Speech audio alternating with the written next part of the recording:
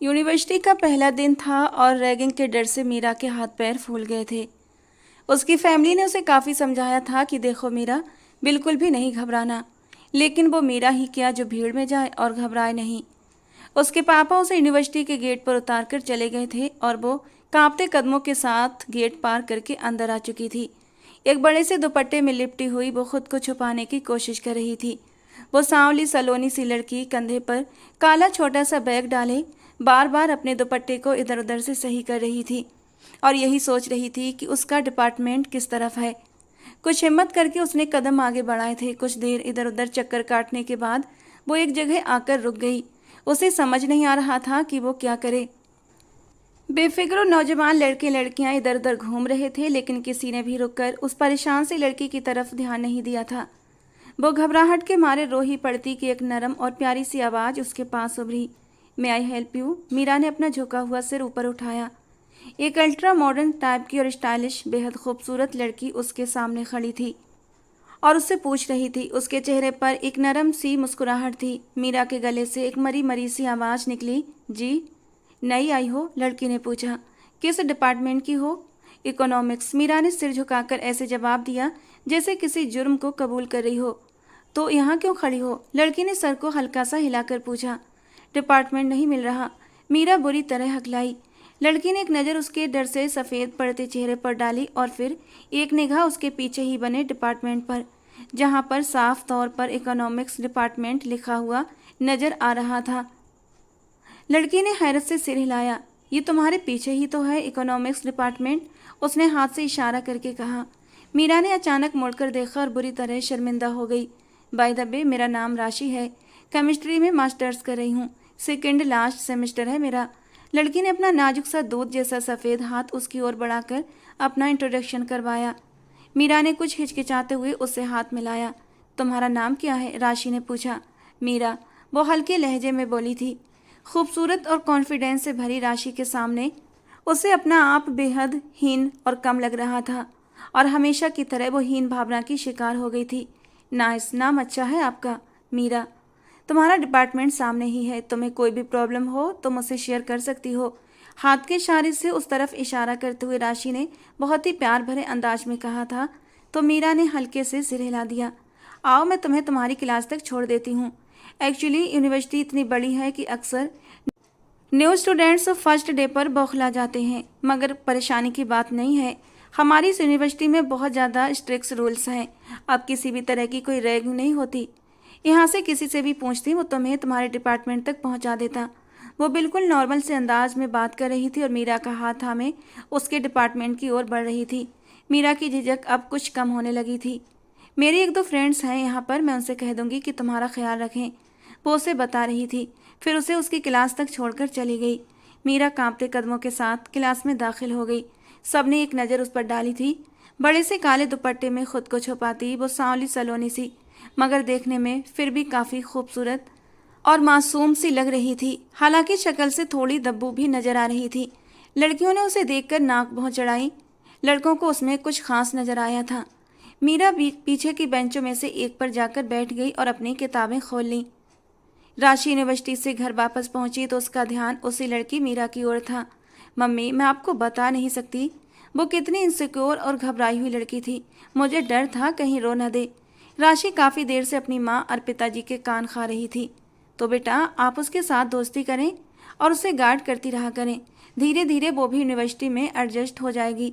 और पिताजी ने एक फैशन मैगजीन के पन्ने पलटते हुए अपने ख़ास अंदाज में जवाब दिया।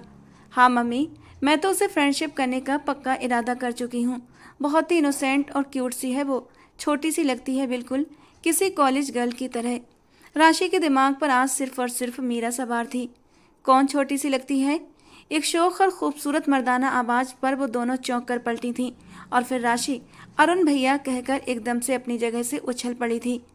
अरुण आर्मी की फुल यूनिफॉर्म में एक छोटा सा सफरी बैग कंधे पर टांगे कमरे में दाखिल हो रहा था। उसकी शेब हल्की बढ़ी हुई थी और चेहरे पर थकान के आसार थे, मगर काली आंखें जिंदगी की चमक से भरपूर थीं। What a surprise! राशि भाई से लिपट गई थी। कैसी है मेरी गुड़िया? कप्तान अरुण ने बहन के सिर पर प्यार करते हुए मोहब्बत से पूछा। एकदम फिट। राशि अलग होते हुए बोली। आगे बढ़कर अरुण अपनी माँ के कदमों में झुक गया और उनसे आशीर्वाद लेने लगा और फिर उनके गले लग गया। ये तो उसकी बचपन की ही आदत थी। अर्पिता जी ने अपने इस आज्ञाकारी बेटे के सिर पर एक प्यार भरा चुंबन दिया था और उसे अपने पास बिठा लिया। भैया, मुझे इतनी खुशी हो रही है आपको यहाँ देखकर कि मैं बता नहीं सकती। राशि की खुशी उसके चेहरे से साफ जाहिर थी। कैप्टन अरुण मुस्कुराते हुए माँ के बराबर बैठ चुका था। कितने दिनों के लिए आए हो बेटा? अर्पिता जी ने मोहब्बत से उसका चेहरा छूकर पूछा। पूरे 1 महीने के लिए आया हूँ मम्मी। उसके जवाब पर राशि तो खुशी के मारे उछल पड़ी। वाह भैया, इसका मतलब आप सुनैना दीदी की शादी अटेंड करके ही जाएंगे। कितना मज़ा आएगा, वो एकदम एक्साइटेड होकर बोली थी। बिल्कुल, खूब एंजॉय करेंगे सब मिलकर। अरुण ने उसकी बात पर हामी भरी थी। हाँ बिल्कुल एंजॉय करना। अभी जाओ पारो से कहकर भाई का कमरा सेट करवाओ और जाते हुए 1-2 कप चाय भी भिजवा देना, अर्पिता जी ने कहा, जबकि अरुण ने अपना सिर माँ की गोद में रख दिया। मैं आपको बहुत मिस करता था मम्मी। मैं भी तुझे बहुत मिस करती थी बेटा, लेकिन फिर ये सोचकर मेरे दिल को सुकून था कि मेरा बेटा देश के लिए इतनी मेहनत कर रहा है और मुझे गर्व करना चाहिए कि मैं एक बहादुर फौजी की माँ हूँ। उसके घने बालों में उंगलियां फेरते हुए वो ममता से भरपूर अंदाज में कह रही थी। अरुण को अपनी माँ की बातों और उनके मजबूत इरादों पर गर्व महसूस हुआ। ये उनकी परवरिश का ही नतीजा था कि आज वो तीनों बहन भाई जिंदगी के हर मैदान में कामयाबियां बटोर रहे थे। अब मेरे साथ चले मम्मी, अब मुझे घर मिल चुका है। बहुत अकेला हूँ वहाँ पर। तेरी तन्हाई का हल भी सोच लिया है मैंने। हल? जरूर भैया की शादी करेंगी ना? मम्मी के पीछे से राशि ने कमरे में दाखिल होते हुए उनकी बात को बीच में ही पकड़ लिया था और अर्पिता जी खुलकर मुस्कुराईं। बिल्कुल, अब सुनैना के बाद अरुण का ही नंबर है। बेटा, कोई लड़की पसंद है तो बता दो, बाद में शिकायत मत करना कि आपकी मर्जी का ख्याल नहीं किया गया। राशि फर्श पर ही बैठ चुकी थी। हाँ बेटा, तुम्हारी जो पसंद है उसे बता देना। जिंदगी तो तुम्हें ही उसके साथ गुजारनी है। अर्पिता जी जो एक खुले विचारों वाली औरत थीं, उन्होंने कभी भी अपने बच्चों पर अपनी सोच नहीं थोपी थी। पसंद तो कोई नहीं है मम्मी, लेकिन अगर कोई पसंद आई तो सबसे पहले आपको ही बताऊंगा, अरुण ने संजीदगी से जवाब दिया। वैसे भैया, आपको किस तरह की लड़कियां पसंद हैं? राशि ने जासूसी वाले अंदाज में पूछा था। एकदम शर्मीली टाइप, जो गैर मर्दों की निगाहें अपने ऊपर हराम समझें, जो खुद को सिर्फ और सिर्फ अपने पति के लिए सहेज कर रखें। इससे ज़्यादा मुझे कुछ नहीं चाहिए। बिना किसी हिचकिचाहट के उसने अपने मन की बात अपनी बहन और माँ के सामने रख दी थी। ये क्या बात हुई भैया? बस एक ही क्वालिटी, यानी लड़की शर्मीली होनी चाहिए। गुड़िया, शर्म एक ऐसा जेवर है जो हर लड़की के पास होना चाहिए। इस एक क्वालिटी में सारी क्वालिटी आ जाती हैं, क्योंकि शर्म खूबसूरती, सादगी और खुश रखने की कला होती है, सब कुछ समेटे होती है। वो न जाने किन ख्यालों में डूब कर बोला था और फिर उठकर खड़ा हो गया। मैं फ्रेश होकर आता हूँ, कहता हुआ वो कमरे से बाहर चला गया। अरे, तुमने जाना नहीं है? असाइनमेंट में मीरा को उलझे देखकर राशि पूछ बैठी। बस भाई का मैसेज आया था, वो आने वाला है, अब निकल ही रही थी। मीरा धीरे से बोली। चलो फिर साथ ही चलते हैं, राशि ने उठते हुए कहा। तो वो भी अपना बैग कंधे पर डालते हुए उठकर खड़ी हुई। वो दोनों साथ साथ पार्किंग एरिया तक आई थीं। आओ तो मैं मम्मी से मिलवाऊं, राशि ने उससे कहा। नहीं यार, अभी नहीं। वो एकदम से काफ़ी ज़्यादा घबरा चुकी थी। अरे आओ ना यार, मम्मी तुम्हें खा नहीं जाएंगी। आज उसकी माँ उसे पिक करने आई थी और राशि मीरा को अपनी माँ से मिलवाने की जिद पर अड़ी थी। फिर वो उसे खींचती हुई गेट से बाहर लाई और एक काले रंग की मर्सिडीज के पास जाकर रुकी। राशि ने गाड़ी के शीशे पर हल्की सी दस्तक दी। राशि, इतनी देर? गाड़ी का शीशा नीचे हुआ था। फिर एक खूबसूरत मर्दाना आवाज़ मीरा के कानों में टकराई। हालांकि उसने गाड़ी में बैठे इंसान को नहीं देखा था, क्योंकि वो राशि के पीछे खड़ी थी। हाँ, बस हम बातें कर रहे थे मम्मी। मम्मी आइए, आपको मैं अपनी बेस्ट फ्रेंड मीरा से मिलवाती हूँ। राशि ने गाड़ी की पिछली सीट पर बैठी अर्पिता जी से कहा। अर्पिता जी ने अपनी तरफ का दरवाज़ा खोलकर बाहर कदम रखा। हल्की आसमानी रंग की साड़ी में आंखों पर सनग्लासेस लगाए वो बेहद खूबसूरत लग रही थी। मीरा एकदम से घबरा गई। नमस्ते आंटी, वो मुश्किल से बोली थी। अर्पिता जी ने मुस्कुराकर उसे देखा और वो मासूम सी लड़की के गाल को प्यार से छू गई।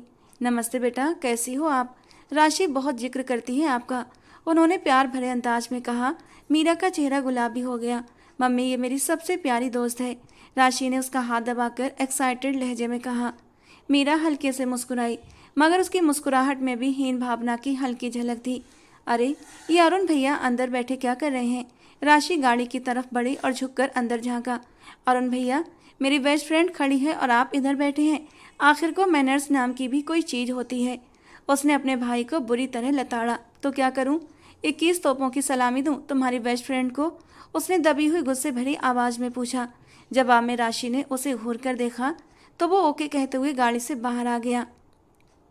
अर्पिता जी मीरा से बातें कर रही थी। वो भी धीरे धीरे कुछ कह रही थी और तभी अरुण भी अर्पिता जी के पास आकर खड़ा हो गया। मीरा, ये मेरे अरुण भैया हैं, और भैया ये मेरी बेस्ट फ्रेंड मीरा। राशि ने इंट्रोडक्शन करवाया। मीरा ने नज़र उठाकर सामने खड़े अरुण को देखा। काली पैंट और सफ़ेद शर्ट में वो लंबा कद और खूबसूरत हैंडसम इंसान था। मीरा ने अचानक अपनी नज़रें झुका लीं। मीरा, कैसी हो आप? अरुण ने एक फॉर्मल सी मुस्कुराहट के साथ पूछा। जी ठीक हूँ। मीरा ने अपने दुपट्टे का कोना उंगली पर लपेटते हुए माथे पर आए पसीने को साफ करते हुए धीरे से जवाब दिया था। उसकी आवाज़ भी हल्के हल्के काँप रही थी। अरुण की नज़रें एक पल के लिए उसके चेहरे पर ठहर गईं। धूप की वजह से मीरा ने अपना दुपट्टा सिर पर डाल रखा था, फिर भी गर्मी और धूप की वजह से उसका हल्का सांवला रंग गुलाबी होने लगा था। वो बेहद प्यारी लग रही थी। ऊपर से उसके चेहरे पर ऐसी मासूमियत और पवित्रता थी कि एक पल में ही अरुण की नज़रें झुक गईं। चले मम्मी? अरुण ने अर्पिता जी से पूछा। हाँ हाँ मीरा बेटे, आप किसी दिन हमारे घर जरूर आना। बल्कि ऐसा करो, इसी संडे को आ जाना।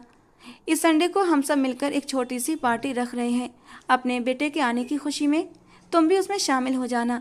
अर्पिता जी ने बड़े ही प्यार से कहा था। जी, उसने नज़रें झुकाते हुए छोटा सा जवाब दिया। अरुण की मौजूदगी उसे बुरी तरह कंफ्यूज कर रही थी और अरुण उसके घबराने पर दिल ही दिल में हैरान हो रहा था कि यूनिवर्सिटी में पढ़ने वाली कोई लड़की इतनी शर्मीली और आत्मविश्वास से खाली हो सकती है। हर सूरत में आना है तुमने, राशि ने धमकी भरे अंदाज में कहा। मीरा ने नज़रें उठाई तो उसे सामने से अपने भाई राहुल की बाइक आती दिखी तो उसकी जान में जान आई थी। मेरा भाई आ गया, वो जल्दी से बोली। उसके चेहरे पर एकदम से राहत की लहर दौड़ गई थी, जिसे अरुण ने गौर से देखा। ओके बाय, फिर मिलेंगे। राशि ने उसकी दाएं गाल को हल्के से चूम कर कहा। उसकी हरकत पर मीरा का चेहरा गुलाबी पड़ गया। फिर वो अर्पिता जी और राशि को बाय करते हुए बोली, मैं कोशिश करूंगी संडे को आपके घर आने की। और बिना अरुण को बाय किए तेज कदमों से चलती उस तरफ चली गई जहां उसका भाई खड़ा था। वे तीनों गाड़ी में बैठे और अरुण ने गाड़ी स्टार्ट कर दी। उसकी नज़रें बिना सोचे समझे ही सामने खड़ी मीरा पर थीं, जो अब अपने दुपट्टे को संभालती अपने लंबे घने काले बालों को समेट कर जूड़ा बना रही थी। शायद अब वो गर्मी से तंग आ चुकी थी, इसलिए दुपट्टा सिर से हटाकर कंधों पर फैला लिया था और खुले बालों को जूड़े में बांधने लगी। अरुण ने एक झटके से गाड़ी आगे बढ़ा दी। पापा, मुझे आपसे एक बात पूछनी है। रात के खाने के बाद जैसे ही मीरा ने अपने पापा सुरेश जी को बाहर हॉल में देखा तो वो उनके पास चली आई। पूछो बेटा, सुरेश जी ने प्यार भरे अंदाज में कहा। पापा, मेरी एक दोस्त है यूनिवर्सिटी में, राशि नाम है, तो उसकी मम्मी ने बड़े प्यार से ही मुझे इस संडे को अपने घर बुलाया है। बस एक छोटी सी पार्टी है, उनकी अपनी फैमिली के लोग होंगे। उसने रुक रुक कर अपनी बात बताई। बेटा, तुम्हें पता तो है तुम्हारी दादी को लड़कियों का किसी अनजान घर जाना पसंद नहीं, और सच कहूँ तो मैं भी खुद नहीं चाहता। दोस्ती को यूनिवर्सिटी तक ही सीमित रखो। तुम्हें पता है ना, मैंने ख़ानदान भर की बुराइयां झेलकर तुम्हें यूनिवर्सिटी में दाखिला दिलाया है। सुरेश जी ने बेहद संजीदगी से कहा। मीरा बहुत सारी बातें मन में लिए चुपचाप बिना बहस किए अपने कमरे में चली गई। उसकी दादी और उसकी भाभियों ने भी इस बात का विरोध ही किया था। अगले दिन मीरा ने राशि को समझाने की कोशिश की तो वो नाराज़ हो गई। तू समझती नहीं है यार, हमारे घर का माहौल ऐसा नहीं है कि लड़कियां अपने दोस्तों के घर जाएं। प्लीज़ राशि, माइंड मत करना, तू मेरी इकलौती दोस्त है, मैं तुझे नाराज़ नहीं कर सकती। अगर मैं तेरे घर आकर सबसे बात करूं तब तो मान जाएंगे ना सब लोग? राशि ने पूछा। पता नहीं, कुछ कह नहीं सकती, उसने धीरे से जवाब दिया। जबकि राशि ने उसका एड्रेस मांग लिया तो उसने अपना एड्रेस राशि को दे दिया। राशि अगले दिन शाम को ही उनके घर पहुंच चुकी थी। आंगन में मौजूद सभी की नज़रें राशि की ओर उठी और फिर पलटना भूल गईं। वो इतनी खूबसूरत थी और ऊपर से उसके कपड़े पहनने का स्टाइल खूबसूरत और बोल्ड, इस मिडिल क्लास घर के लोगों के लिए चौंका देने वाला था। हाय, कैसी हो? राशि ने आगे बढ़कर पूछा। मैं बिल्कुल ठीक हूँ। आपको घर ढूंढने में कोई प्रॉब्लम तो नहीं हुई? बिल्कुल भी नहीं, राशि बोलती हुई इसके साथ आंगन की तरफ बढ़ गई। आज तुम यूनिवर्सिटी नहीं गई थी और मैं तुम्हें बहुत मिस कर रही थी, तो सोचा तुमसे मिल लूँ और साथ ही साथ अपनी सिस्टर की शादी में इनवाइट भी कर दूँ। बहुत अच्छा किया तुमने जो तुम आ गई। मीरा ने धीरे से कहा। नमस्ते जी। आगे बढ़कर राशि ने आंगन में बैठे सभी लोगों को नमस्ते किया। वे सब तो अभी तक उसके इस बोल्ड अंदाज को देखकर ही स्तब्ध थे कि उसके इतने नम्र स्वभाव ने उन्हें और भी चौंका दिया। अगले ही पल वो सब बड़ों के पैर छूकर आशीर्वाद लेने लगी। लोग हक्का बक्का रह गए थे। ये मेरी मम्मी है, ये मेरे दादू, और ये बड़ी भाभी, ये छोटी भाभी। मीरा जल्दी जल्दी सबका इंट्रोडक्शन करवाने लगी। राशि ने सबके साथ हल्की फुल्की बात की और फिर तख्त पर बैठे दादू के बराबर में आकर बैठ गई। वहां मौजूद सब लोग राशि की पर्सनालिटी से इतनी बुरी तरह इम्प्रेस हो गए थे कि बौखलाहट और घबराहट एक साथ छा गई थी। राशि ने अपने लेयर्स में कटे लंबे सीधे बालों को समेट कर दाएं कंधे पर डाला। अभी वो कुछ और बोलती कि गेट पर हल्की दस्तक हुई थी। राहुल दरवाजे की ओर बढ़ा और मीरा ने जल्दी से पीछे से आवाज़ लगाई, राहुल ऐसा करो। राशि के ड्राइवर को बाहर ड्राइंग रूम में। उसकी बात अधूरी ही रह गई थी क्योंकि दरवाजे से अंदर दाखिल होने वाला इंसान ड्राइवर नहीं बल्कि अरुण था। राशि हंसने लगी जबकि अरुण के चेहरे से साफ जाहिर था कि वो मीरा के शब्दों को सुन चुका है। मीरा शर्मिंदगी से बुरी तरह घबरा गई। मेरे भाई को ड्राइवर मत कहो यार, राशि हंसते हुए बोली, जबकि अरुण अब अंदर आ चुका था। वहां मौजूद सभी लोगों की नज़रें उसकी तरफ उठी और उसके लिए तारीफ के भाव उभरे। ये मेरे भाई हैं आंटी, मेरे अरुण भैया, राशि ने उठते हुए कहा, जबकि अरुण धीरे से चलता हुआ आंगन में आया। अरुण ने शिष्टता से दादू और मीरा की माँ अनीता जी को नमस्ते किया। आई एम सॉरी, मुझे लगा राशि तुम ड्राइवर के साथ आई हो, मीरा ने राशि के साथ बैठते हुए धीमी आवाज़ में कहा। इट्स ओके यार, राशि ने लापरवाही से कहा। अरे भाई, बच्चों के लिए कुछ खाने पीने को लाओ, दादी ने आवाज़ लगाई। मैं सिर्फ अपनी बहन की शादी का कार्ड देने आई हूँ आंटी। उसने अपने बैग में से खूबसूरत सा वेडिंग कार्ड निकालकर मीरा की ओर बढ़ाया। आप सब लोग जरूर आना। और हाँ आंटी, कल संडे है ना, तो कल हमारे घर पर बस एक छोटी सी पार्टी है, तो प्लीज़ आप मीरा को भेज दीजिएगा। उसने उठकर खड़े होते हुए कहा। अरे हाँ हाँ, ज़रूर आएगी, दादी ने जल्दी से कहा। सबसे मिलने के बाद वो वहाँ से निकलने लगी तो मीरा से मिलते हुए बोली, अब कोई भी बहाना नहीं चलेगा। तुम्हारी दादी और दादू दोनों मान चुके हैं और बाकी सभी भी, ज़रूर आना। और फिर संडे का दिन भी आ गया। मीरा ने हल्के गुलाबी रंग का सादा सा लंबा फ्रॉक पहना था जिसकी आस्तीनें चूड़ीदार थीं। उसने अपने लंबे बाल सुलझाकर सूखने के लिए छोड़ दिए थे। उसी वक्त नैना कमरे में दाखिल हुई। अरे, वो ग्रीन वाला फ्रॉक पहनती ना, ये तो इतना सिंपल सा है। वो कमर पर हाथ रखकर उसे ऊपर से नीचे देख कर बोली थी, शादी में नहीं जा रही मैं, बस एक छोटी सी पार्टी है, वो भी उनके अपने फैमिली के लोग हैं। मीरा ने नाक चढ़ाकर कहा। अरे, तो वो तुम्हारी दोस्त इतनी अमीर है, वहाँ जाकर देखना, उनके एक दो रिश्तेदार और होंगे, वो कितना बन ठन कर आए होंगे। नैना कहते हुए बिस्तर पर पाँव फैलाकर लेट गई। मैं ऐसे ही ठीक हूँ, वो धीरे से बोली। अच्छा बाबा, थोड़ा सा मेकअप तो कर लो, बिल्कुल फीका सलगम लग रही हो। मीरा ने पलटकर आईने में खुद को देखा। बड़ी बड़ी काली आंखें, ऊंची सुतवा, छोटी सी नाक और कटावदार हल्के गुलाबी होंठ। वो आमसी होते हुए भी बेहद खूबसूरत लग रही थी। अच्छा, काजल ही लगा लो यार, नैना ने फिर सलाह दी।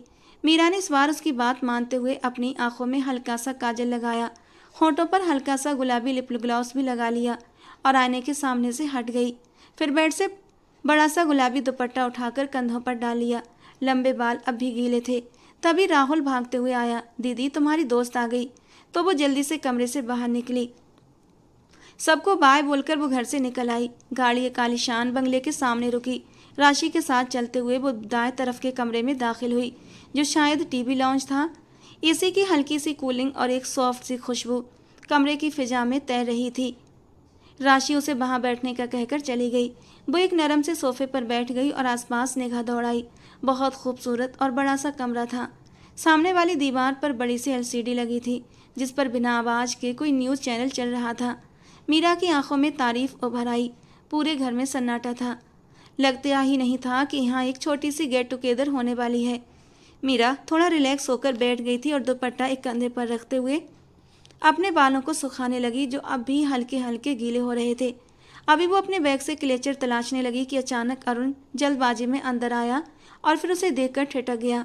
मीरा भी घबराकर खड़ी हो गई। अरे आप कैसी हैं? उसने जल्दी से अपनी घबराहट पर काबू पाया। अरुण की नज़रें अचानक उसके लंबे बालों पर फिसल गई थीं। घने काले बाल घुटनों से कुछ ऊपर तक थे और उसकी आंखों में तारीफ उभर आई थी। जी मैं ठीक हूँ। वो उसकी नज़रों से बचती हुई जल्दी से अपने बाल पीछे करके दुपट्टा दोनों कंधों पर फैला चुकी थी। बैठ जाइए, खड़ी क्यों है? अरुण ने प्यार से कहा तो वो बौखलाए हुए अंदाज में बैठ गई। अरुण भी उसके सामने बैठ गया। आप राशि के साथ आई थी? जी। कहाँ है वो? वो किसी काम से गई है। वो सिर झुकाए धीमी आवाज में बोल रही थी। सांवली रंगत में गुलाबीपन की हल्की हल्की मिलावट उसके सादे से चेहरे को बहुत खूबसूरत और मासूमियत दे रही थी। अच्छा, शायद किचन में होगी। एक्चुअली अभी कोई मेहमान नहीं आए ना। उसने अपनी एक दो कजिन्स और स्कूल कॉलेज के टाइम की एक दो फ्रेंड्स को भी इनवाइट किया है। वो हल्के फुल्के अंदाज में कह रहा था तो मीरा ने सर हिला दिया। वो उसके सामने बहुत कंफ्यूज हो रही थी। आप क्या पढ़ रही हैं? अरुण ने धीरे से पूछा। मीरा उसे कई बार बता चुकी थी कि वो मास्टर्स के फर्स्ट सेमेस्टर में है, मगर उसे याद नहीं रहा था क्योंकि वो तो मास्टर्स की स्टूडेंट्स लगती ही नहीं थी। नहीं, मैं एमएससी कर रही हूँ। अच्छा, किस सब्जेक्ट में? इकोनॉमिक्स में। गुड, बट आप मास्टर्स की स्टूडेंट नहीं लगती, काफ़ी छोटी लगती हैं आप। अरुण खुद को रोक नहीं पाया था कहने से, जबकि मीरा ने होंठ भींचते हुए सर झुका लिया। ऐसा करने से उसके दाएं गाल का डिम्पल जाहिर हो गया था और अरुण की नजरें एक पलकों से डिम्पल में उलझ कर रह गई थीं। अगले ही पल वो भंवर फिर से गायब हो गया था। अरे अरुण भैया, आप कब आए? राशि अंदर दाखिल हुई। बस थोड़ी देर पहले आया। तुम्हारी दोस्त अकेली थी, इसलिए उसको कंपनी दे रहा था। अच्छा, हालांकि उसके चेहरे से साफ जाहिर है कि उसे ये ड्राइवर की कंपनी बिल्कुल भी पसंद नहीं आ रही है। राशि ने उसे छेड़ा। लेकिन मैनर्स भी कोई चीज़ होती है ना, उसने उठकर खड़े होते हुए धीरे से कहा। तो राशि हंसने लगी, जबकि मीरा ने सर उठाकर उसकी ओर देखा। नीली जीन्स की पैंट पर बेदाग लाइट ब्लू शर्ट पहने वो बिल्कुल फौजियों के अंदाज में खड़ा, चमकती नज़रों और मुस्कुराते हुए होंठों के साथ उसे ही देख रहा था। एक पल को दोनों की नज़रें मिलीं और अगले ही पल उन चमकती आंखों की चमक को सहन न करते हुए मीरा ने नज़रें झुका लीं। मेरी फ्रेंड को तंग मत करो भैया, मम्मी कह रही हैं जाकर बुआ और उनकी बेटियों को लेकर आओ। उनका ड्राइवर आज छुट्टी पर है। अच्छा, अगर उनका ड्राइवर छुट्टी पर है तो मैं उनका ड्राइवर बन जाऊं? ये अच्छी बात हुई। मैं छुट्टियां गुजारने आया हूं, ड्राइविंग करने नहीं। वो माथे पर बल डालकर बोला। ये सारी बातें आप मम्मी के सामने जाकर करें, तब मैं जानूं। राशि मजे से बोली। जा रहा हूँ भाई, क्या जमाना आ गया है। इतने हैंडसम फौजी को ड्राइवर समझ लिया है लोगों ने। वो बड़बड़ाते हुए कमरे से निकल गया। राशि हंसने लगी, जबकि मीरा अपनी जगह चोर सी बन गई। वो जानती थी वो उसे ही सुना कर गया है। पार्टी शुरू हो चुकी थी। राशि ने काफ़ी लोगों से उसका इंट्रोडक्शन करवाया, फिर वो अपने मेहमानों में बिजी हो गई। वहाँ मौजूद सब लड़कियां और लड़के काफ़ी मॉडर्न टाइप के थे। इस पार्टी के हिसाब से उन्होंने हल्का फुल्का मेकअप भी कर रखा था और खूबसूरत स्टाइलिश कपड़े पहने थे। मीरा का सादगी से भरा वजूद उनके आगे बिल्कुल फीका पड़ चुका था। मीरा को वॉशरूम जाना था। उसने राशि से पूछा तो वो उसे ऊपर वाले कमरे में ले आई और थोड़ी देर में आने का कहकर चली गई। मीरा ने सुकून से अपने बाल सुलझाए, फिर वॉशरूम में जाकर हाथ मुंह धो लिया। अभी वो अपना चेहरा साफ कर रही थी कि कमरे का दरवाज़ा खुला और राशि का नाम लेता हुआ कोई दाखिल हुआ। पीछे देखा, तभी कमरे में अरुण दाखिल हुआ। वो पूरी तरह शर्मिंदा होकर बाहर हो गया। आई एम सॉरी, मुझे नहीं पता था कि आप इधर हैं। वो सफाई देने के अंदाज में वापस जाने को पलटा।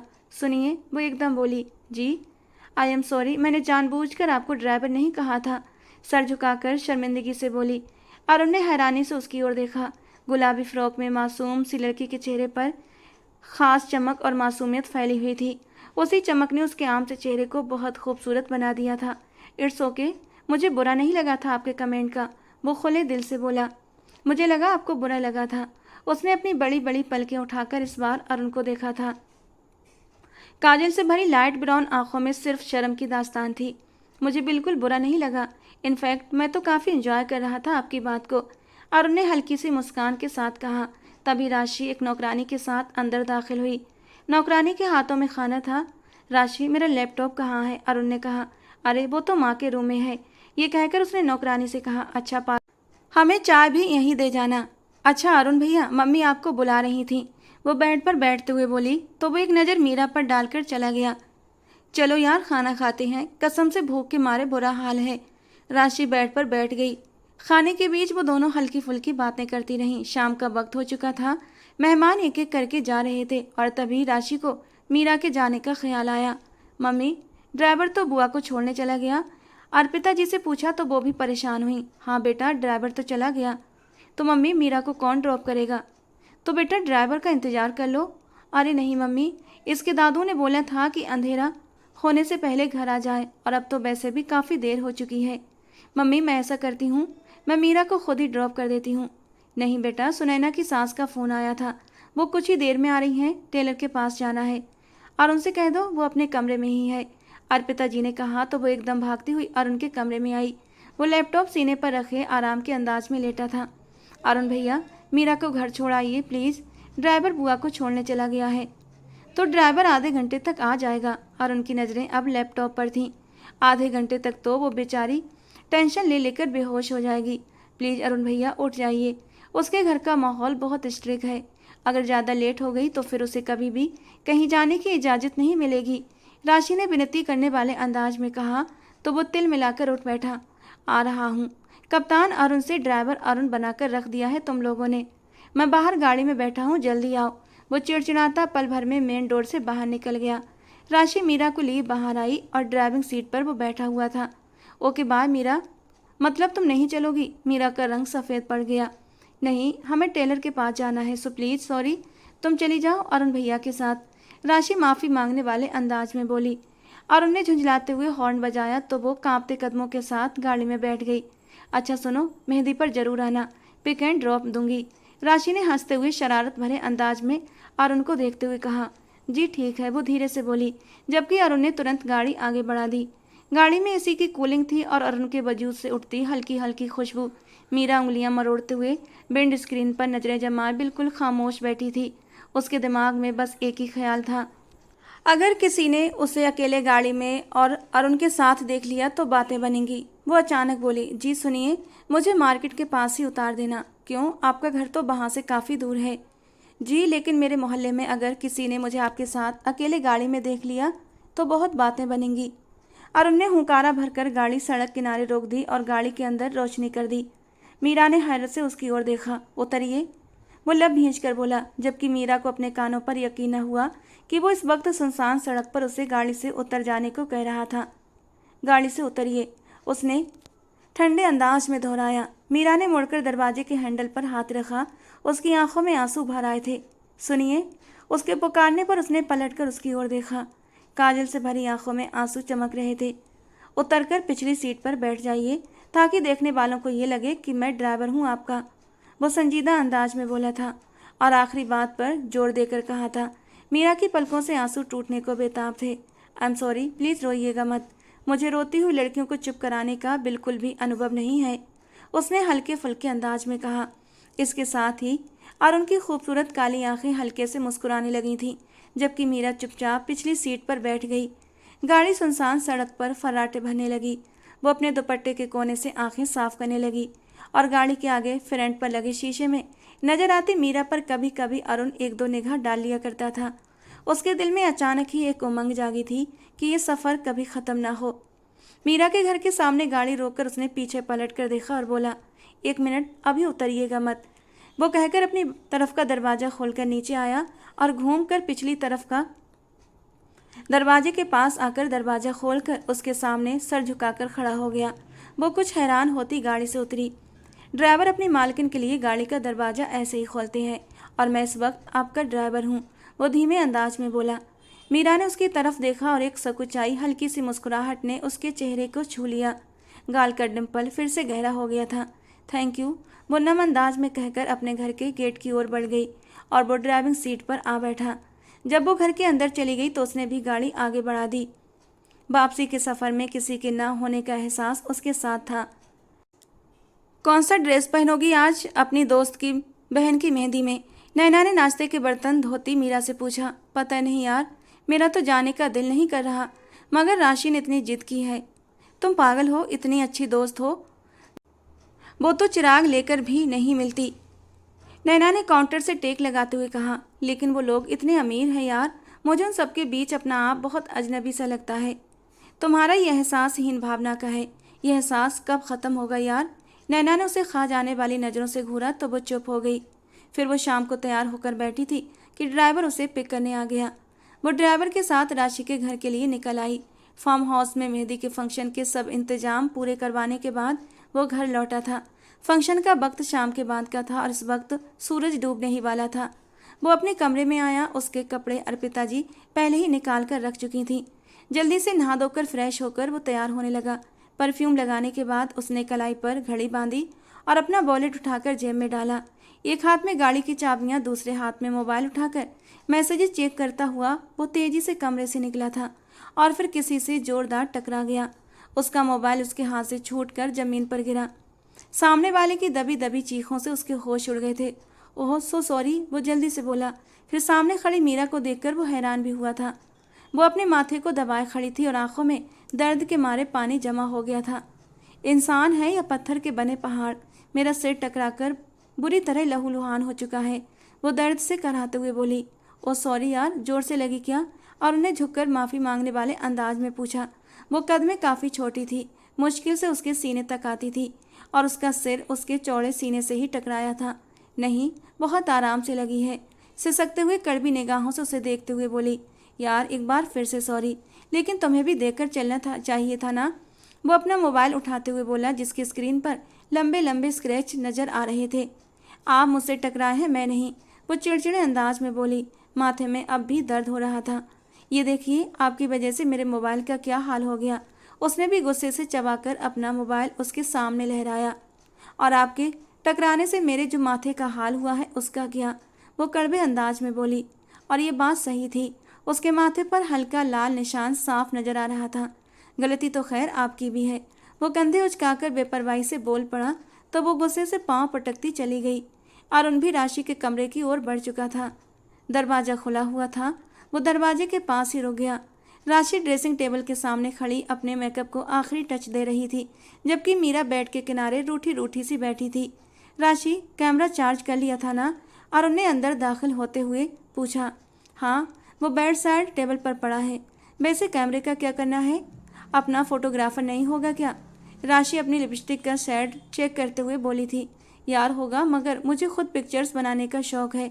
कहते हुए बेड साइड टेबल से कैमरा उठाते एक शरारती सी मुस्कुराहट मीरा की ओर उछाली थी और वो पीठ मोड़कर बैठ गई। जल्दी से रेडी होकर आओ, सब गाड़ियां जा चुकी हैं, मैं सिर्फ 15 मिनट वेट करूंगा, वो राशि से कहकर कमरे से निकल गया। मीरा उसके जाते ही आईने के सामने आकर खड़ी हुई और अपने माथे पर जाहिर होता निशान देखने लगी। राशि जो अपना मेकअप पूरा कर चुकी थी उसकी ओर देखने लगी। ये देखो, मीरा ने उसकी तरफ अपना माथा किया। अरे ये क्या हुआ? तुम्हारे भाई से टक्कर हुई थी, उसका मोबाइल पहले मेरे सिर पर बजा और उसके बाद तुम्हारे भाई का वो चौड़ा फौलादी पत्थर जैसा सीना, वो मुंह बनाकर बोली, जबकि राशि जोर से हंसने लगी। अच्छा चलो मुंह मत बनाओ, हल्का सा मेकअप कर देती हूँ, तुम्हारा ये निशान छुप जाएगा, राशि ने कहा। फिर उसके ना करने के बावजूद भी उसका हल्का सा मेकअप कर दिया। मीरा ने अपने बालों को जूड़े में लपेटा, दुपट्टा अच्छी तरह खुद पर डालकर राशि के साथ बाहर पोर्च तक आई। राशि फ्रंट सीट पर बैठी, जबकि मीरा पिछली सीट पर बैठ गई और गाड़ी चल पड़ी। अरुण भैया, आपने मीरा को टक्कर क्यों मारी? राशि ने मजाक के अंदाज में पूछा। तौबा तौबा, भला मैं इतनी बड़ी गुस्ताखी कर सकता हूँ? असल में हम दोनों अचानक ही एक दूसरे से टकरा गए थे। क्यों मीरा, यही हुआ था ना? वो शरारती मूड में था, वो कुछ नहीं बोली, जबकि मुंह फुलाए बैठी रही और खिड़की से बाहर देखने लगी। फंक्शन में राशि की और भी दोस्तें आई हुई थी। उनमें से एक दोस्त प्रिया, जो उसके कॉलेज टाइम की थी, वो अरुण के कुछ ज़्यादा ही करीब होने की कोशिश कर रही थी। और ये देखकर पता नहीं क्यों मीरा को बिल्कुल भी अच्छा नहीं लग रहा था। दिल में जैसे सन्नाटे उतर रहे थे। नहीं, तुम उस इंसान के बारे में नहीं सोच सकती, वो कभी तुम्हारा नहीं हो सकता। तुम कहाँ ज़मीन की खाक और वो आसमान का चांद। उसके दिल ने उसे याद दिलाया और फिर वो बाकी फंक्शन बड़ी मुश्किल से गुजार पाई। वहाँ से घर वापस आई तो सामने एक तूफान खड़ा था। उसकी बुआ घर पर मौजूद थी। उसे देखते ही वो उठकर ऊंची ऊंची आवाज़ में चिल्लाने लगी। अरे, हमारे घर में कभी ऐसा हुआ था कि आधी आधी रात को लड़कियां घर से बाहर रहें और फिर ड्राइवर के साथ घर लौटें? बहुत खुली छूट दे दी है भैया ने। ये ना हो किसी दिन तुम्हारे सारे सपनों पर खाक डाल दे, फिर सिर पकड़कर बैठे रहना। इस जैसी लड़कियां जब अपने कदम बाहर रखें तो कब बहक जाएं कुछ पता नहीं चलता। मैं आपसे अपने देवर के रिश्ते की बात कर रही थी ना। अब विजय चाहता है कि ये शादी इसी महीने हो जाए। अरे, मेरे देवर ने तो जब से इसे गाड़ियों में आते जाते देखा है तब से ही वो बेचारा परेशान है। आज मुझे बताया कि आधी रात को ये घर से बाहर थी। मैं तो भागी भागी चली आई। अब बस बहुत हो गया, ये दोबारा मुझे बाहर जाती हुई दिखाई ना दे और आप जल्द से जल्द शादी की तैयारियां करें, क्योंकि शादी 1 महीने के अंदर अंदर होगी। 1 महीना काफ़ी है आप लोगों को दहेज वगैरह तैयार करने के लिए। बस शादी की तैयारी के साथ साथ दहेज की भी तैयारी करते रहना। दहेज की लिस्ट मैं आपको दे दूंगी। वो लगातार बोलती जा रही थी और सब लोग नजरें झुकाए बैठे थे। मीरा को तकलीफ हुई थी कि किसी ने भी आगे बढ़कर उसका साथ नहीं दिया था। वो रोती हुई वहां से अपने कमरे में जाकर पूरी रात रोती रही। रोते रहने की वजह से अगली सुबह वो बुखार में तप रही थी और शायद विजय जैसी गिरी हुई सोच वाले इंसान से शादी करने का डर भी उसके दिमाग पर बुरी तरह सवार था, जिसने उसे झंझोड़ कर रख दिया था। आज सुनैना की बारात थी और अरुण सुबह से काफ़ी बिजी था। होटल में सारे इंतजाम वही देख रहा था। कुछ देर बाद बारात भी आ चुकी थी, मगर जिसका इंतजार था वो अभी तक नहीं आई थी। उसने कितनी बार दरवाजे की ओर देखा था कि शायद वो आ जाए। फिर वो पलटा और तेजी से ब्राइडल रूम की ओर बढ़ा। दरवाजा लॉक करके अंदर दाखिल हुआ तो सुनैना और राशि सेल्फी ले रही थी। बहुत प्यारी लग रही है मेरी गुड़िया, वो सुनैना का माथा चूमते हुए बोला। थैंक यू भैया, अब आप भी जल्दी से मामा को बहू दे दें। वो मुस्कुराकर बोली, हाँ बहुत जल्दी, भगवान ने चाहा तो। वो हल्का सा मुस्कुराया और फिर राशि का हाथ थामकर बाहर ले गया। राशि, तुम्हारी दोस्त क्यों नहीं आई? कौन सी वाली? वो हैरानी से बोली। वही जो मासूम सी है, क्या नाम था उसका? हाँ मीरा। वो जल्दी से बोला। नहीं वो नहीं आई, दरअसल मैंने फ़ोन किया था, उसकी माँ ने बताया कि उसे बहुत ज़्यादा बुखार है तो वो नहीं आ सकती। मैंने बात भी की थी उससे, उससे तो बात भी नहीं हो रही थी, उसकी आवाज़ बुखार की वजह से काँप रही थी। मीरा ने बताया तो उसके अंदर जैसे बेचैनी सी बढ़ने लगी। चलो अच्छा ठीक है, वो धीरे से बोला और फिर बाहर मेहमानों को अटेंड करने चला गया। मगर उसका दिल न जाने क्यों उदास था। विदाई के वक्त जब वो लोग घर लौटे तो उसने कपड़े चेंज कर लिए, सोफे पर बैठकर अपना सिर पीछे की ओर टिका दिया और उसी के बारे में सोचने लगा। फिर 3 दिन लगातार गुजर चुके थे और वो आज दोस्तों के साथ घूमने चला गया था। जब वो वापस आया तो राशि तैयार हो रही थी। तुम कहीं जा रही हो? उसने हैरानी से पूछा। भैया आज मीरा की मंगनी है तो वहीं जा रही हूँ। उसके बाद अरुण को ऐसा महसूस हुआ कि पूरा आसमान उसके सिर पर गिर पड़ा है। क्यों इतनी जल्दी मंगनी? कुछ हुआ था क्या? नहीं मुझे नहीं पता, वो तो बस उसकी बहन का फ़ोन आया था कि उसकी मंगनी है और उसकी बहन पार्लर जाना नहीं चाहती तो आकर मैं उसे तैयार कर दूं। उसने मुझे यह भी नहीं कहा कि मेरी मंगनी पर आ जाना। पता नहीं क्या बात है, राशि जवाब देती हुई बोली। बेटा हमारा ड्राइवर तो नहीं जा सकता क्योंकि उसकी पत्नी की तबीयत खराब है और वो उसे हॉस्पिटल लेकर गया है। तो तुम गाड़ी चला लोगी? अर्पिता जी ने अंदर आते हुए पूछा। चला लूँगी मामा, मगर फिर आप ही रोइएगा, यहाँ ना मार देना वहाँ ना मार देना। वो सिर खुजलाते हुए बोली। अच्छा चलो छोड़ो, अरुण आ गया है ना, ये हमें ले जाएगा। अर्पिता जी ने पत्थर की तरह जमे खड़े अरुण से कहा तो वो चुपचाप अपने कमरे की ओर बढ़ गया। दिल में गहराई से सन्नाटे उतरने लगे थे। कुछ देर बाद ही वो लोग मीरा के घर पहुंचे। बाहर आंगन में ही मेहमानों के बिठाने का इंतजाम किया गया था। वे लोग अभी बैठे ही थे कि किसी औरत के चिल्ला चिल्लाकर बोलने की आवाज़ें आने लगीं। अरे ये क्या इंतजाम किया है तुम लोगों ने? किसी होटल में नहीं कर सकते थे क्या? अरे ऐसा लग रहा है जैसे किसी मरण में आ गए हैं। अरे मेरे इकलौते देवर की मंगनी हो रही है, क्या इज्जत रह जाएगी मेरी ससुराल में? आप लोगों को तो मेरा धन्यवाद करना चाहिए, मेरा आभारी होना चाहिए कि आपकी मामूली शक्ल सूरत की काली कलूटी बेटी से अपने देवर की शादी करवा रही हूँ, वरना तो दिल ही नहीं मान रहा था। मैंने अपनी सास को तो जैसे तैसे मनाया है। और हाँ, एक बात कान खोलकर सुन लो, शादी पर मुझे और मेरी सास को 2 तोले के झुमके चाहिए। वो बनवा लिए हैं ना आपने? वो औरत चिल्ला चिल्ला कर बोल रही थी और उसके बोलने के अंदाज और बातों से साफ समझ आ रहा था कि वही मीरा की बुआ है। कितनी घटिया औरत है। तौबा तौबा, अरे अपने ही भाई के घर में इस तरह की बातें कर रही है। बहनें तो अपने भाइयों पर जान देती हैं, इसे अपने भाई का जरा भी एहसास नहीं। अरे तेरा भाई तुझे और तेरी सास को 2 तोले सोना कहाँ से ला कर देगा? पता नहीं मैंने क्या खाकर तुझे पैदा किया था, जो मेरे घर तुझ जैसी डायन बेटी पैदा हुई, जो अपने ही भाई के घर में डाका डालना चाहती है। अरे अपने ही अपनों के काम आते हैं और कोई दहेज और सोना नहीं मिलेगा। मेरा बच्चा सारी जिंदगी मेहनत करता रहा, पहले बहनों की शादियां करवाई और अब बेटियों की बारी है। जिंदगी भर उसने सुख की सांस नहीं ली और आज भाई का साथ देने की बजाय अपनी ससुराल का साथ दे रही है। तू तो डायन है, डायन। मीरा की दादी अपनी बेटी की बातें बर्दाश्त न कर पाईं और बुरी तरह फट पड़ी। वहाँ पर एक जंग सी शुरू हो गई। सब लोग दिलचस्पी से देख रहे थे।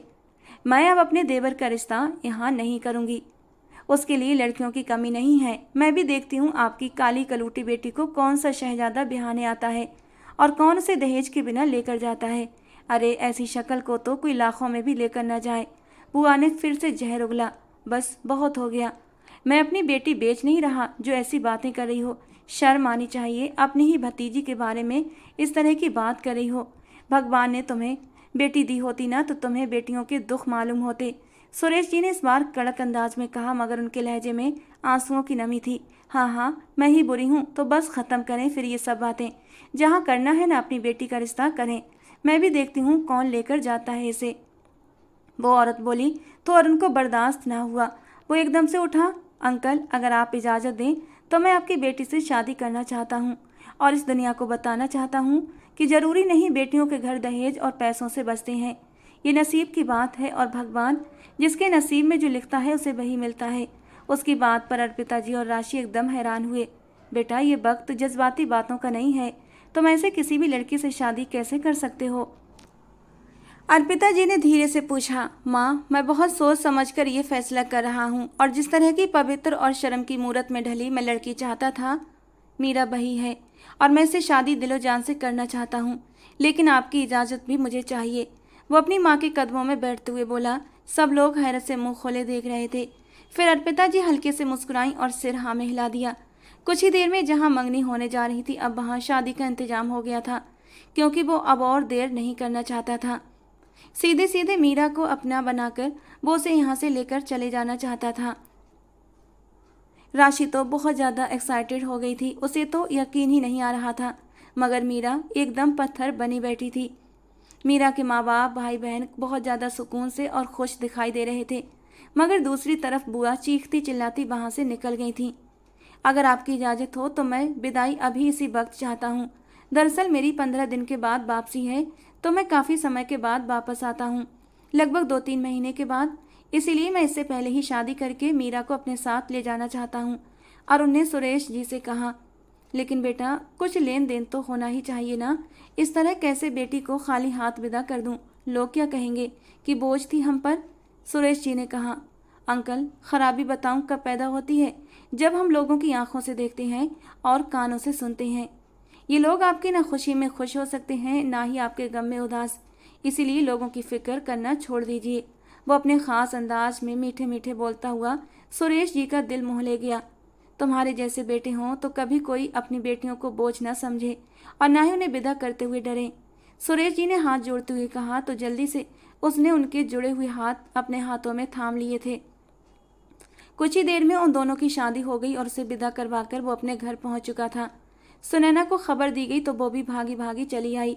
वो भी खुश थी कि उसके भाई की शादी हो गई, लेकिन इस बात का दुख सबको था कि इतनी सादगी से ये शादी हुई थी।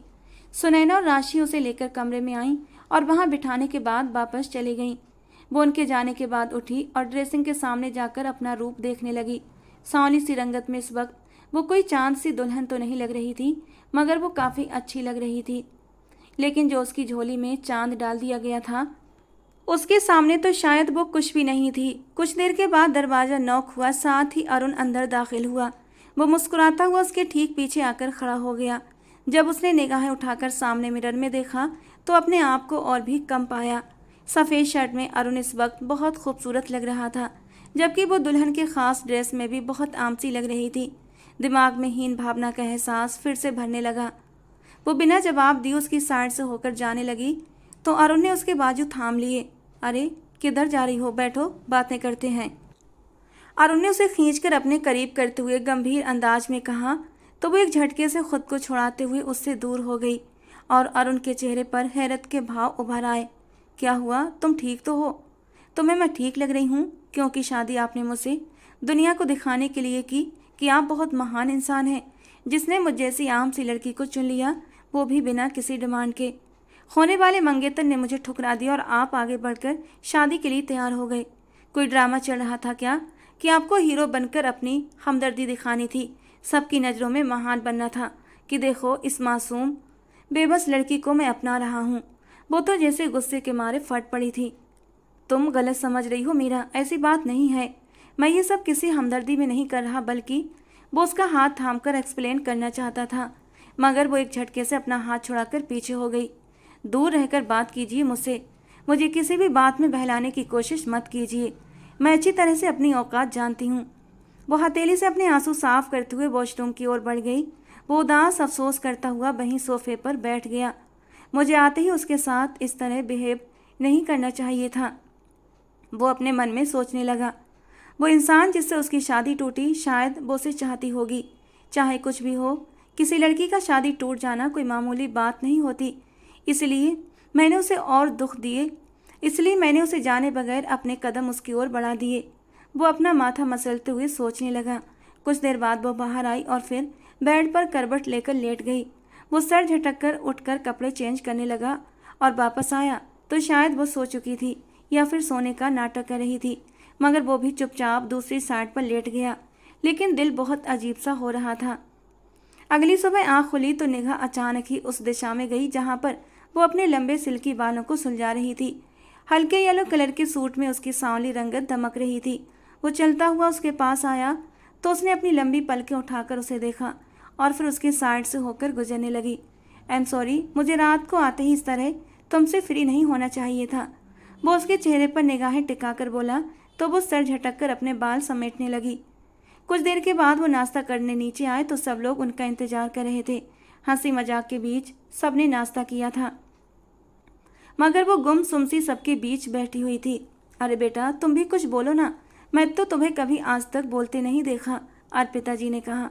सॉरी आंटी, मैं कम ही बोलती हूँ, वो धीरे से बोली। अरे बेटा, अच्छी बात है कम बोलना, लेकिन इतना भी कम नहीं कि हम तरस जाएं तुम्हारी आवाज़ सुनने के लिए, अर्पिता जी ने हंसते हुए कहा। तो वो धीमा सा मुस्कुरा दी। भैया, अब इसकी स्टडी का क्या होगा, राशि ने पूछा। तो वो भी संभल कर निगाहों से उसकी ओर देखने लगी। हाँ, स्टडी तो ज़रूरी है, मगर मैं चाह रहा था जयपुर में ही इसका एडमिशन करवा दूँ। वो सुकून से बोलता हुआ उसे बेसुकून कर गया था। रिसेप्शन किस दिन का रखना है, सुनैना ने पूछा। मेरे ख्याल में वीकेंड पर रख लें, क्योंकि मुझे अगले ही दिन वापस जाना है। तो सब लोगों ने उसकी बात पर सर हिला दिया। घर में सुनैना और राशि की फरमाइश पर ढोलकी रखी गई थी। वे मीरा को सादगी से विदा करके अपने घर ले आए थे, लेकिन अब अपने तरीके से शादी को सेलिब्रेट करना चाहते थे। अपने सब रिश्तेदारों को बताना चाहते थे कि उनके बेटे की शादी हो चुकी है। हर वक्त हल्ला गुल्ला रहता था, मगर उन दोनों में अभी तक किसी तरह का कोई रिश्ता नहीं था। वो जब कमरे में आता तो वो सो रही होती थी और उसके उठने से पहले ही कमरे से बाहर चली जाती। वो इस सारी सिचुएशन से काफ़ी ज़्यादा झुंझला गया था। आज रिसेप्शन था तो वो लेमन कलर के हल्के लहंगे में बहुत प्यारी लग रही थी। रिसेप्शन से फ्री होकर वो घर पहुंचे और वो सबसे इजाज़त लेकर फ़ौरन अपने कमरे में आया था। जब वो कमरे में आया तो वो अपनी ज्वेलरी वगैरह उतार रही थी। ये हक मुझे भी दे दीजिए, पीछे आकर खड़ा होते हुए धीरे से बोला, साथ ही साथ हाथ बढ़ाकर उसका झुमका उतारने लगा। मैं कर लूँगी, आपको ये सब करने की ज़रूरत नहीं। वो धीरे से दूर होने लगी तो वो उसकी कमर में हाथ डालकर उसे अपने करीब कर गया, इतना करीब कि मीरा की नाजुक मुलायम धड़कनें उसके चौड़े सीने से मिस होने लगीं और अरुण के पूरे बदन में किस्पार्क हुआ था। अनजाने ही उसके चेहरे पर आए बालों को उसने पीछे कर दिया था और उसे नाराज नज़रों से देखने लगा। क्या चाहती हो मीरा, कब तक चलेगा ये सब कुछ? वो शिकायती अंदाज में बोला। मैं जानती हूँ कि आप ये रिश्ता सिर्फ और सिर्फ इंसानी हमदर्दी निभाने की कोशिश में कर रहे हैं, वरना मुझ जैसी आम सी, बस इससे आगे एक शब्द भी मत बोलना। समझती क्या हो खुद को? तुमने एक बार भी मुझसे पूछा कि मैं क्या चाहता हूँ? मैंने तुमसे शादी क्यों की? मैं इसके रीज़न बताने की कोशिश भी करता रहा, मगर तुमने सुनना गवारा नहीं किया। मैंने ज़िंदगी में अगर किसी को अपना आदर्श माना तो वो तुम जैसी लड़की थी, इसीलिए मैंने तुमसे शादी की, कोई हमदर्दी में शादी नहीं की। क्या तुम जानती भी हो कि तुम्हारी मंगनी की खबर सुनकर मेरे ऊपर क्या बीती थी? मैं वहाँ सिर्फ एक नज़र आखिरी बार तुम्हें देखने गया था, मगर भगवान ने कुछ और ही मेरे लिए लिखा था। इस चमत्कार पर मैं हैरान था कि भगवान ने मुझे मेरी मोहब्बत लौटा दी थी। मैं तो उस दिन के लिए अपने भगवान का जितना धन्यवाद करूं वो कम है, मगर तुम भी हद करती हो यार, किसी भी बात की। शायद तुम अपने उस होने वाले मंगेतर को पसंद करती थी, इसीलिए मुझे अपने पास आने की इजाज़त नहीं देती हो, और मैं इसीलिए जितना चाहे तुम्हें वक्त देने को भी तैयार हूँ, लेकिन आइंदा तुम खुद को इस तरह बुरा भला नहीं कहोगी। मैं कल सुबह जा रहा हूँ वापस, फिक्र मत करना, तुम्हें बिल्कुल भी तंग नहीं करूँगा, आज की रात भी नहीं। वो दर्द में कहता हुआ वॉशरूम की ओर बढ़ गया। उसकी बातों पर वो एकदम पत्थर बनी खड़ी रह गई। उसे तो अपनी किस्मत पर हमेशा से शिकवा रहा था। अपनी शक्ल सूरत को लेकर वो हमेशा हीन भावना का शिकार रहा करती थी, मगर इतना डैशिंग हैंडसम इंसान उससे मोहब्बत करता था, ये बात तो उसके ख्यालों में भी नहीं थी। लेकिन जो बात वो अभी करके गया था कि वो अपने होने वाले मंगेतर को पसंद करती थी, ये बात उसे तीर की तरह लगी थी। उसे तो विजय कभी अच्छा ही नहीं लगा था। उसने अगर कभी किसी को चाहा था तो वो अरुण ही था, मगर कभी चाहत का इजहार नहीं किया था, क्योंकि वो खुद को उसके काबिल ही नहीं समझती थी। वो वॉशरूम से निकला और अपना तकिया उठाकर सोफे पर लेट गया। अगले दिन सुबह वो उठी तो साइड टेबल पर एक खत पड़ा हुआ था। उसने उठाया और पढ़ना शुरू कर दिया। हमारे रिश्ते के बारे में प्लीज़ किसी को कुछ पता नहीं चलना चाहिए, और तुम फिक्र मत करो। अगर तुम मेरे साथ नहीं रहना चाहो तो भी मैं तुम्हारी खुशी के लिए तुम्हें आज़ाद कर दूंगा। और हाँ, अपनी पढ़ाई यहीं पर रहकर कंटिन्यू करना। कल से तुम यूनिवर्सिटी जाना शुरू कर दो, और फिक्र मत करना, मैं तुम्हें यहाँ जयपुर आने के लिए कभी भी फोर्स नहीं करूँगा। खत में लिखे हुए शब्द पढ़कर वो जैसे एकदम सन्न रह गई थी। दिन हफ्तों में गुजर चुके थे। वो अपनी रूटीन के अनुसार यूनिवर्सिटी जा रही थी। उनके रिश्ते के बारे में किसी को कोई भनक नहीं पड़ी थी। आज शाम जब वो घर आई तो सामने बैठे अरुण को देखकर दिल की धड़कन थम सी गई। वो अपनी फौजी यूनिफॉर्म में था और शायद अभी अभी घर आया था। लीजिए, आपकी धर्म पत्नी जी भी आ गई हैं, इसे संभालिए। और वो उंगलियां मरोड़ते हुए उसके सामने जाकर खड़ी हो गई थी। बोलने की हिम्मत नहीं हुई थी। उसने एक नज़र उस पर डाली। मैं कमरे में जा रहा हूँ, एक कप कॉफ़ी भेज देना। कहता हुआ वो कमरे की ओर बढ़ गया और वो कॉफ़ी बनाने के लिए किचन में चली गई। कॉफ़ी बनाकर कमरे में आई तो वो फ्रेश हो चुका था और सोफे पर बैठा हुआ था। तुमने ये तकलीफ़ क्यों की, किसी नौकर से कह देती। उसके हाथ से कप मांगते हुए वो धीरे से बोला तो वो अपने होंठ भींच कर रह गई। आप नाराज़ हैं मुझसे? रात को डिनर के बाद वो विंडो के पास खड़ा चाय पी रहा था जब वो उसके पास आकर बोली थी, नहीं, क्योंकि नाराज़ तो उनसे हुआ जाता है जिनसे दिल का कोई रिश्ता होता है। वो बेरुखी भरे अंदाज में बोला तो मीरा की आंखें नम होने लगीं। फिर वो एकदम से उसे पीछे से लिपट गई और अरुण तो एकदम सन्न रह गया था। मुझे माफ़ कर दें, मैंने बहुत गलत किया आपके साथ, लेकिन मैं बहुत डर गई थी। बचपन से बस अपने लिए नेगेटिव बातें सुनी थी कि ये बदसूरत है, कम सूरत है, काली है। ये सुन सुनकर मैं जैसे खुद को कम समझने लगी थी। वो उसकी पीठ से सर लगाकर रोते हुए बोली। वो धीरे से उसे अपने पीछे से हटाते हुए पलटा और उसके हाथ थामकर अपने करीब कर गया। मीरा, भगवान की बनाई हुई कोई भी चीज़ बदसूरत नहीं होती, इंसान तो बिल्कुल भी नहीं। भगवान ने इंसान को बड़े ही प्यार से बनाया है और यही उसकी खूबसूरती है। दूसरी बात, लोग क्या कहते हैं उसको दिल पर लगाना, ये सबसे बड़ी खराबी है। मैंने उस दिन तुम्हारे पापा को भी यही बोला था, आज तुमसे बोल रहा हूँ। लोग हमें किसी हाल में जीने नहीं देते। कुछ भी कर लो, लोग कमियां तलाश कर लेते हैं, क्योंकि लोगों का काम ही यही है। तुम खुद को देखो कि तुम कैसी हो। तुम्हें तुम्हारी नज़रें खूबसूरत बनाती हैं, ना कि किसी और की। अगर नहीं देखा तो चलो खुद को छोड़ दो। आज मैं तुम्हें अपनी नज़रों से बताता हूँ कि तुम कितनी हसीन हो। तुम कैसी हो, देखो, ये मोटी मोटी सी काली आँखें जिनकी लंबी पलकें इस कप्तान की धड़कनों को बढ़ा देती हैं। वो उसके चेहरे को हाथों में भरते हुए खुमारी भरे अंदाज में बोला। फिर बारी बारी उसकी आंखों पर अपने होंठ रख गया, जबकि वो शर्म से सिमट गई थी। और देखो, मेरी जरा सी शरारत से ये शर्म की फैली हुई हल्की लाली जो किसी भी मेकअप को मात देती है। वो उसके गालों को चूमते हुए बोला। उसकी बेबाकियों पर वो कांपने लगी थी। और देखिए इन रेशमी बालों को, जिनकी खुशबू मेरे दिल को एक नया सुकून देती है। उसके जूड़े में कैद बालों को खोलते हुए हाथ में भरकर अपने लबों से लगाते हुए बोला तो वो घबराकर उसके चौड़े सीने में अपना चेहरा छुपा गई। वो हल्के से मुस्कुराता हुआ उसे अपनी बाहों में ले गया। मुझे भी आपसे कुछ कहना है, उसने सर उठाकर कहा। हाँ बोलो, वो उसके पंखुड़ी से लबों को देखते हुए बोला।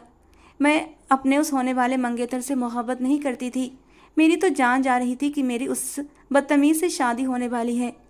आपको पता है, जब आप राशि की दोस्त प्रिया के करीब हो रहे थे उस दिन सुनैना दीदी की शादी में, तो मुझे बहुत बुरा लगा था। मैं जान ही नहीं पाई कि मैं कब कैसे आपको पसंद करने लगी थी। वो धीमे अंदाज में बोली, जैसे अपने किसी जुर्म का इकरार कर रही हो, मगर उसका ये इकरार तो जैसे अरुण को नई जिंदगी दे गया था। वो दोबारा से उसके चेहरे को अपने हाथों में भरकर उसे दीवानों की तरह देखने लगा। फिर से कहो मीरा, जो अभी तुमने कहा कि तुम मुझे पसंद करती थी, वो दीवानगी भरे अंदाज में बोला। तो इसके इस अंदाज पर वो शर्म से लाल हो गई। मैं आपसे मोहब्बत करने लगी हूँ, जब आपको पहली बार देखा था तब से ही, और आज इस यूनिफॉर्म में देखकर तो मेरी मोहब्बत आपके लिए और भी ज़्यादा बढ़ गई है। और आप बहुत अच्छे लग रहे हैं, बहुत हैंडसम, बहुत क्यूट हैं आप, और बहुत खूबसूरत भी। वो अब की बार मुस्कुराकर बोली तो वो हंस पड़ा। ये तो तुम्हारी निगाहों का कमाल है मैडम, वो बोला। फिर अपने अंगूठे से उसके लबों को हल्के से रब करने लगा। इन होठों ने आज मेरे लिए जो इकरार किया है ना, इस इकरार के बदले इनको कुछ ना कुछ तो देना पड़ेगा। वो बोला तो उसने सटपटाकर उसे देखा, मगर उसकी शरारती निगाहों के सामने हार मानते हुए निगाहें झुका लीं। कप्तान अरुण तो इन गिरती उठती पलकों को देखकर पागल हो गया था।